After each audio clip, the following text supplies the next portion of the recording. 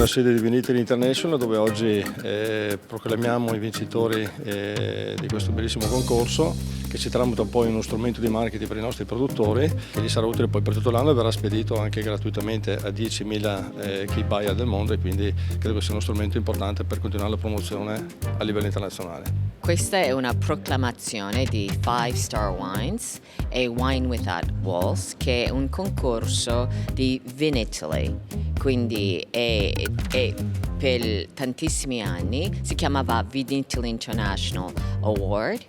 Wine competition. Ora si chiama 5 Star Wines e Wine Without Walls, diviso in due categorie.